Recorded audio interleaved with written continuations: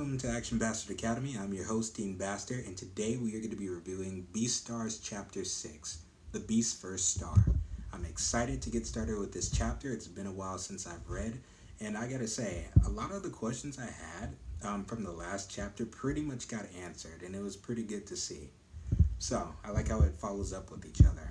So to start, we pick up right where we left off with our boy Lugosi. He's sleeping, he's in his bed, and he gets waken up by one of his roommates. While he's in there, though, he's having a dream. He's a little bit depressed about what went down the night before. He almost ate Haru, the rabbit, and Louis got hurt, so that was a thing. But more so, he's just more upset about his little encounter with Haru. He doesn't know who she is yet.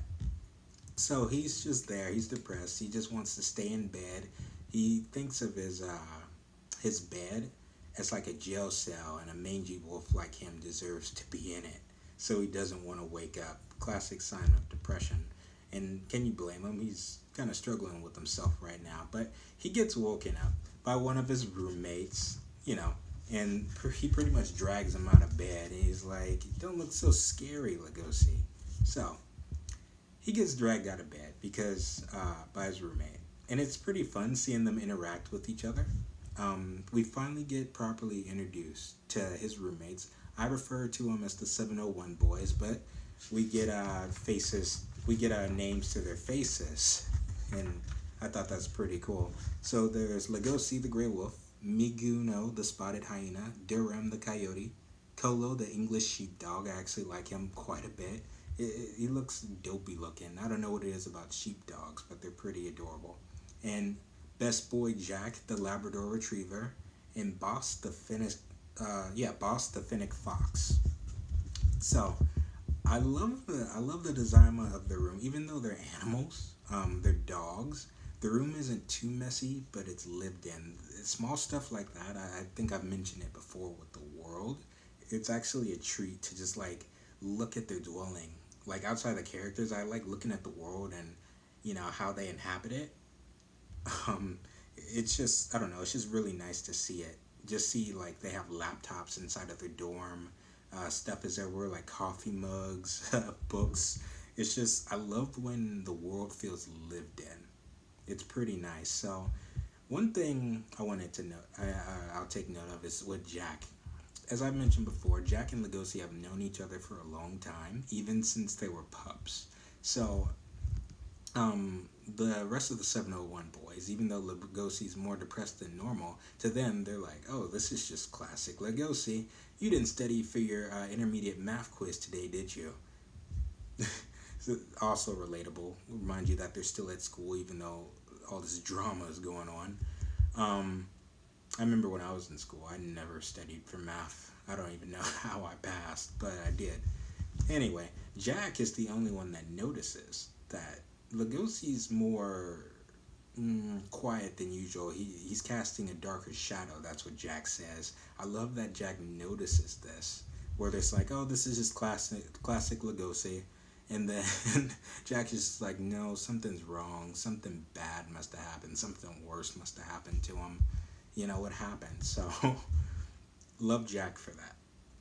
And he notices certain things that's off with Lugosi throughout the chapter, and I'll tell them what they are once I get there. So, speaking of world building, I love that we get a little bit more expansion to how the rooming system works in this world, and it makes sense. Like, we find out that they're in the Kennedy room, right?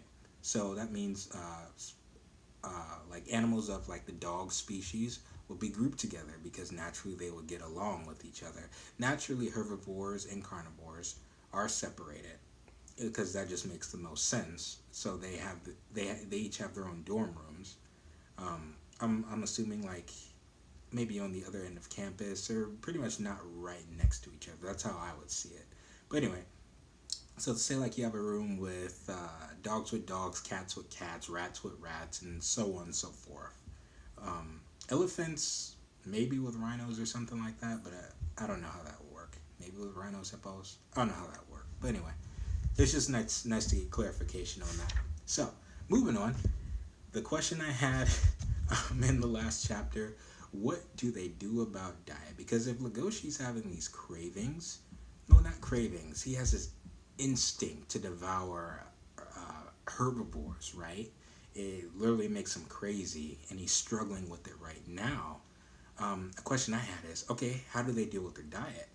Is there any meat in their diet? Because, if they had meat in their diet, I would figure that this would be under control in a sense. We get answer to this once they go to breakfast. Well, lunch or something in the cafeteria. So, they have their own menus. And apparently we find out that eating meat is actually a crime in their world. Which is, I guess.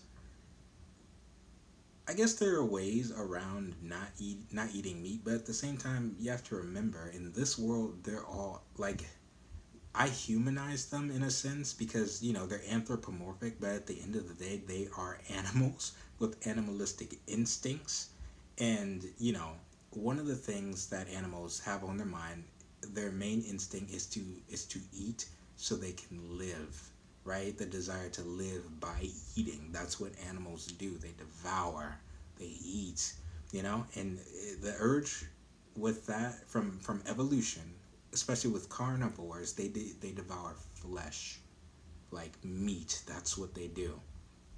Whereas herbivores have it a little easier because they could just survive off of essentially vegetables, grass, anything other than meat. And I found that interesting. So, here's what a herbivore breakfast would look like. Essentially, steamed vegetables, maybe with some soy in it, some flour, and then you have maybe milk. Probably not from a cow, but I think they had soy milk in there as well.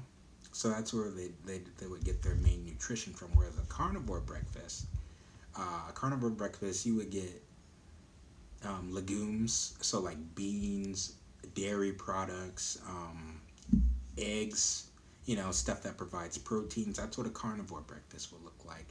Beans, just like in real life, you can actually make a meal taste like meat with the proper ingredients.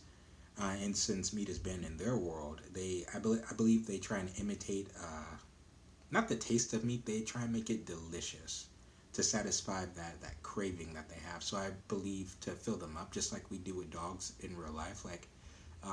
Dogs love rice because it fills carbohydrates. It fills the dog up. It satisfies their hunger cravings, and it just makes them more content. So I'd imagine that's what's going on in the chapter as well, and I find that quite fascinating. How they're getting around this the restriction of not being able to have meat. So. And I also don't know where bugs fit into this either. Every time I ask a question like this, it usually gets answered nearly right away from what happened in the last chapter. So I'm wondering where that happens. If that's a thing is why I believe it should be. I don't see a reason why it wouldn't be. But bugs would provide an excellent source of protein as well. But would that count as meat in their world? I'm not too sure, but they have eggs here. That's not considered meat to them. It's poultry. So that's also interesting. So anyway, I thought their diet was pretty interesting to look into. So moving on. In the cafeteria, they're sitting down. They're like, oh, bean steak. That's on the menu today. That's my favorite. So you get to see how the animals interact with each other and how they group off. You remember in your high school days, how you had cliques. So you'd have a group of people and they'd each just instinctively just separate into their own niches and groups. That's exactly what happens in their cafeteria.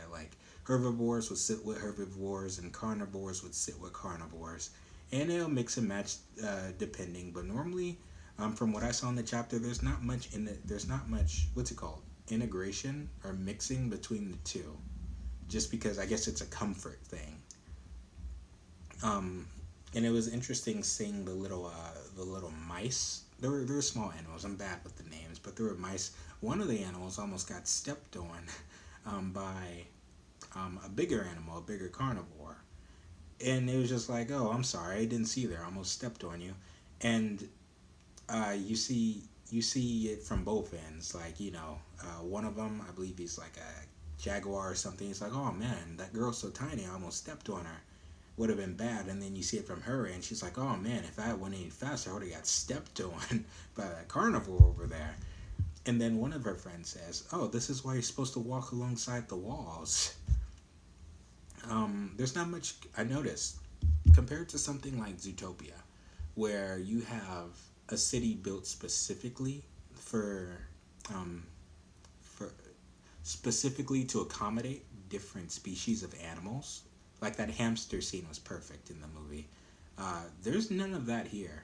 It's fairly straightforward. Like it's like everyone. Hmm, not everyone is treated equally, and it kind of shows by how plain the cafeteria is. I don't think it's a problem. They have tables for small animals, but at the same time, not everyone is accommodated, and I don't know. I just felt that's kind of strange. I don't know if it's a lack of creativity or if it's a message that the author's trying to say. Maybe I'm just reading too much into it, but I don't know. I just thought that was noticeable. I just thought it was quite noticeable. So anyway, species sit with their own kind generally. So Legoshi's sitting there and he's eating his meal, and his one of his roommates is just trying to chat with him. Everyone's happy except Legoshi. He's the only gloomy one there. He's just like, yep, just slowly eating his food, barely eating his food. And Jack most definitely takes notice to this. He's like, eating isn't cheering Legoshi up. Something really bad must have happened. And I just love how Jack is just, I don't know what it is about him. He's just, ever since he was introduced, he's just that friend. I've noticed, just from the small interactions that we've seen him have, how he interacts with other people. He's very sociable. He is very much the epitome of what a good boy dog is, and I love it. I want to see more of Jack. He's becoming one of my top favorites, even though he hasn't had that many scenes. But when he has been around, it's been quite noticeable. It's been quite noticeable. He's quite endearing. So Legoshi's in his head. He's feeling upset. He can't bring himself to eat his food. He doesn't want to touch the bread because it reminds him of the touch of that rabbit he almost ate. And he feels bad for hurting that small animal. So he's in his head. So what I noticed, what kind of breaks him out of his stoop, I guess, whatever the word is, a fight breaks out between a fox, like two larger carnivores, a fox and another thing. I think it's a badger or something like that, or it might be another. I'm bad with animals. A fox and something else, another carnivore. I'll just leave it at that. So the fox was provoking this thing, and the guy was like, "Oh, like you're stepping on my tail. Like you're not sorry. The fox was stepping on his tail, and the guy was like, "No, you're doing it with a smile on your face. You're not sorry." So anyway, a fight breaks out between the two of them. The fox gets bit, and then he starts biting the other dude. I think it's maybe a coyote or something like that. I'll just call him a coyote. Fuck it. It's a coyote, right? So the fox starts biting him back, and then Legoshi's watching this fight go down, right?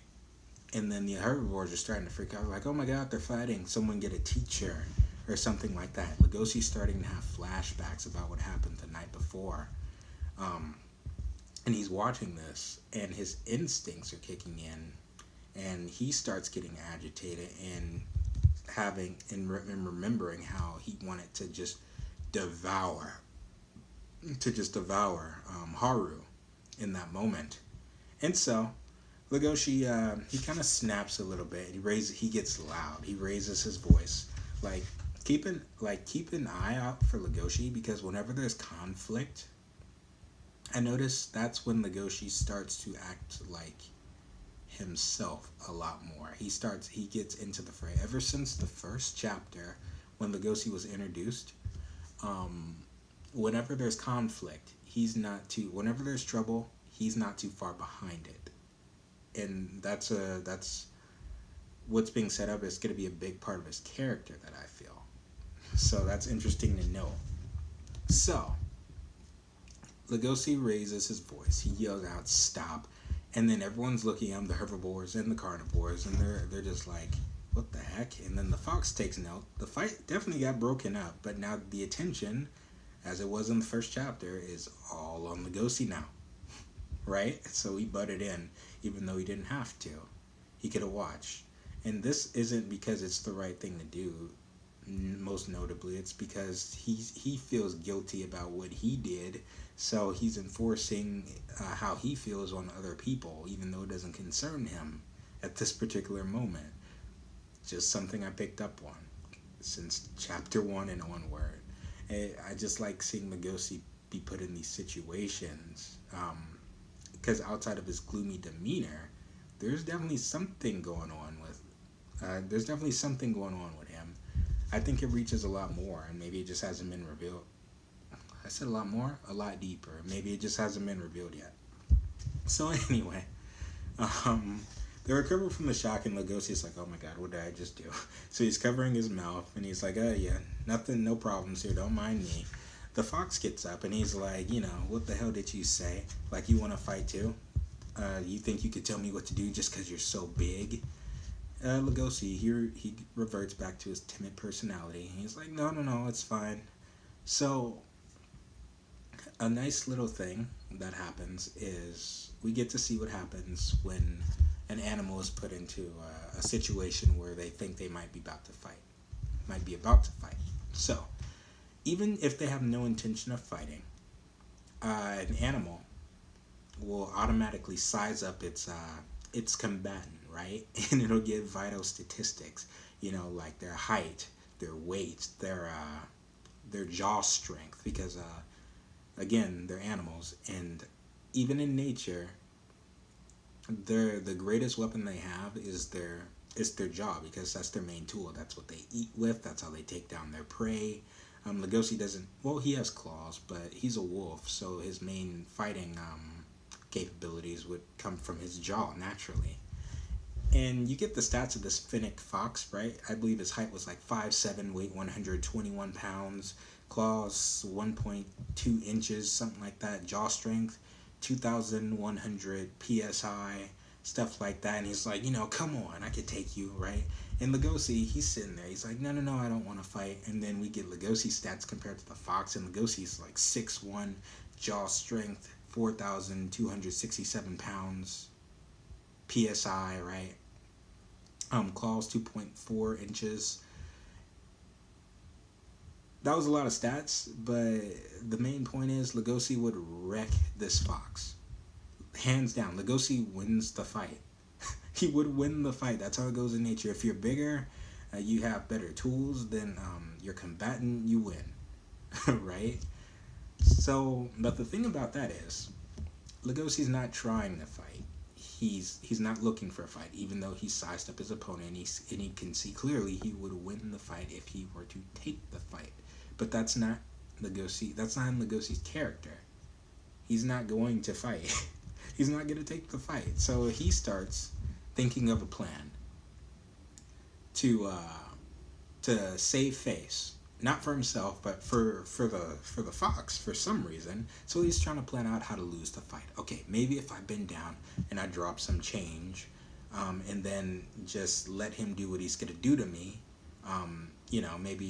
maybe that'll work. So he's reaching his pocket to try and carry out his plan, right? But his ass gets saved again. Well, his ass gets saved by Louis. Right? Louis shows up, and he's like, it's not easy being a carnivore, is it, right? So, what Louis means by that, he's like, sometimes their personalities and their fighting prowess aren't always in alignment. So, everyone's looking, he's like, it's Louis, he showed up. What he said there, that was actually meant for Legoshi. Louis has a way of reading Lugosi in a way that he has a way of reading Lugosi. He has insight into Lugosi and how he thinks. That's what I'm getting at. He's very perceptive to it. He's very Louis is a very perceptive character. That's what I'm trying to say. And he clearly has his eyes on Lugosi. He's watching him, just judging by from what he said. So, Louis steps in, right, and the fox is just like, "Oh, look what we have here, favored buck of the super rich," right? So it's confirmed Louis most definitely comes from money. It was hinted at in the last chapter, briefly talked about, where Louis kind of comes from. But yeah, he's definitely upper crust, social elite, and we get a title drop, right? Before that, Louis mentions that bearing your fangs is against school rules. So that's to discourage students from fighting, so there's not like bloodshed, because it's an integrated school where you have carnivores and herbivores. So that's interesting. But anyway, we get the name drop. Um, Everyone's kind of jealous of Louis, especially this fox. He's like, "Oh, you've got such a hard life, and you want to become the next Beastar so bad," and that's the name, because name of the show, not the show, the show, but the manga is called Beastars, and we get the name drop, and we finally um, learn what the Beastar is. Kinda. I still have questions about the Beastar, because just because that exists in the world, there are implications for that. So, the fox says, to become the Beastar, you first need to get. In order to become the Beastar, you first need to get the trust and respect of every student in the school, right? And then they go on to explain the status of Beastar and kind of what that means. It's not really delved into, right? Um, but it's a huge honor because of the power it grants. So basically, pretty much, the Beastar is a term for a hero that transcends the mistrust and discrimination that runs rife in the world, right? So they stand tall above it all, right? And then, so like after they graduate, the Beastar become those who become Beastars, they become like world leaders in whatever they do, right? So athletes, they can become athletes, artisans, politicians, and much more. I don't know, police force. What else do we have? Politics, police force, doctors.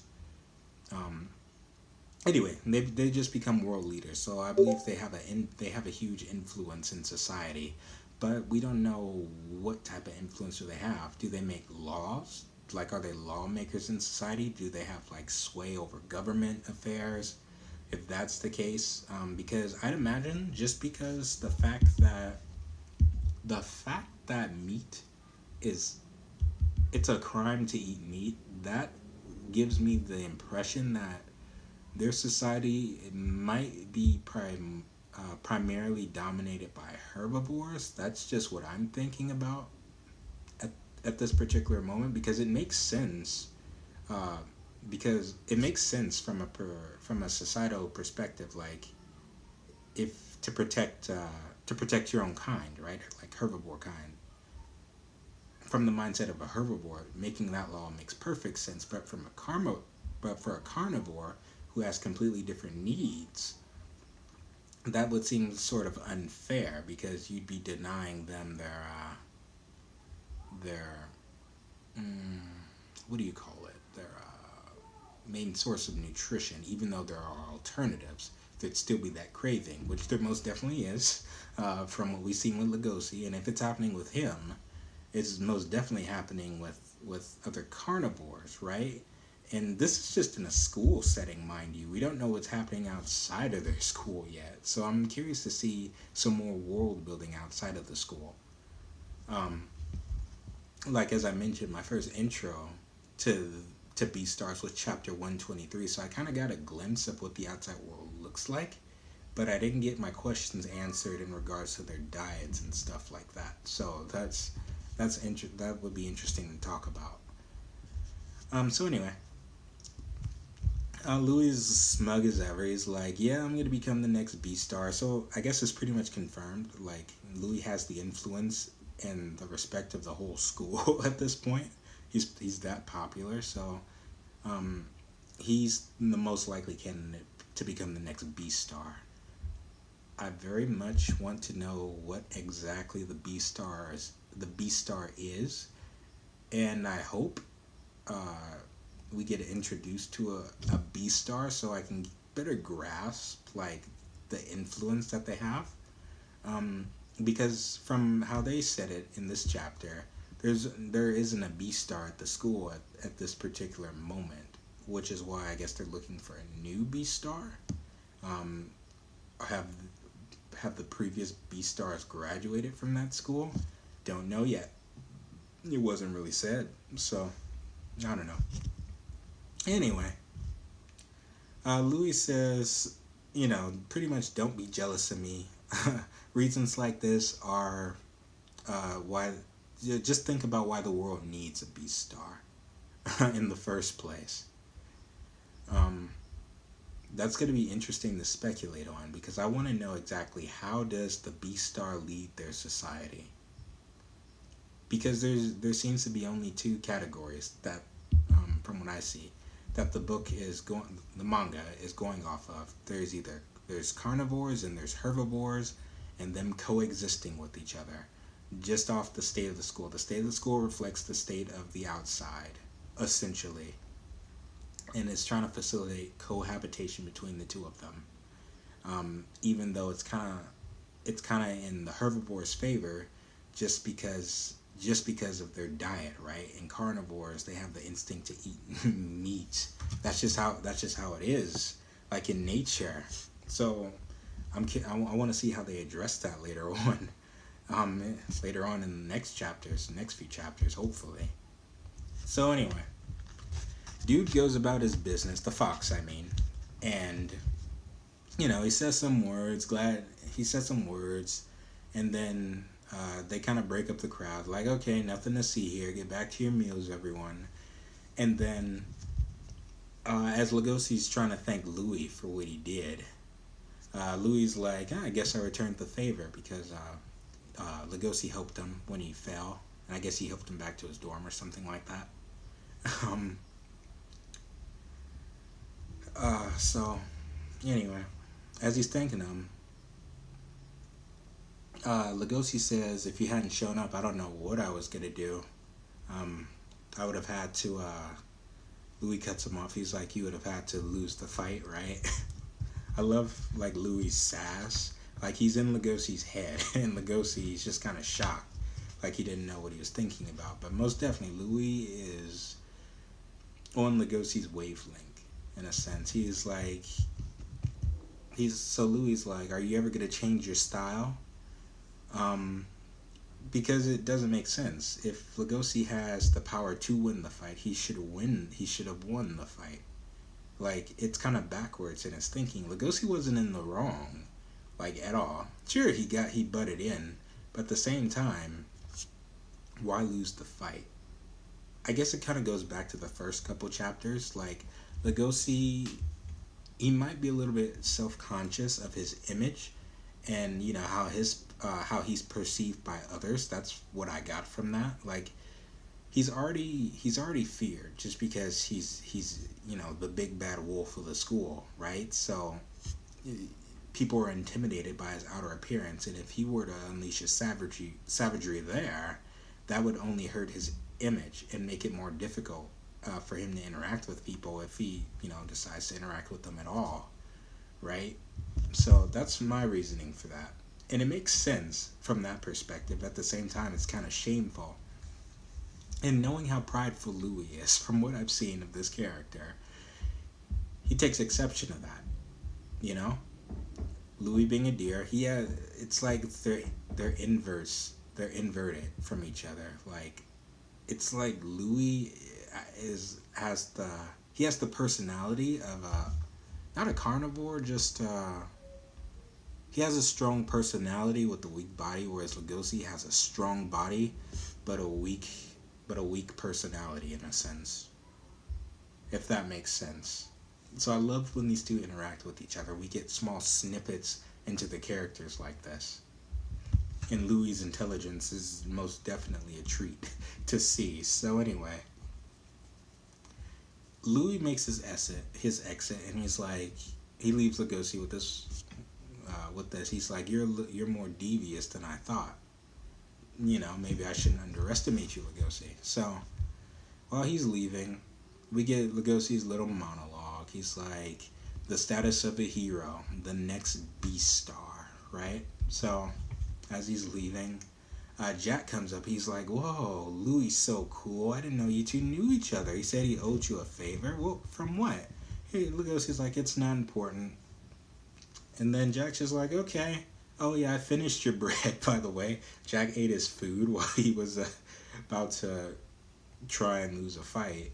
Jack was over there eating his bread. So, Jack is best boy. I like Jack. I like seeing those two interact. But anyway, that's how the chapter ends. And it was most definitely interesting to see. Each time they answer my questions, I have 100 more questions that take its place.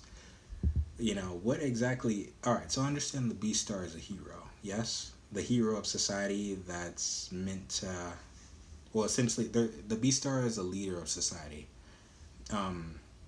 Leader of a school, and then when they graduate, they go on to become world leaders of their society, if they choose to. So, I really want to see what a Beastar looks like, because that title has weight to it. It's the title of the series, so I guess sooner we get introduced to a Beastar, the better. But I don't know how far off we are from that. So, well, that was an interesting read. I'm most definitely excited for the next one. I will see you in chapter 7. Bye now.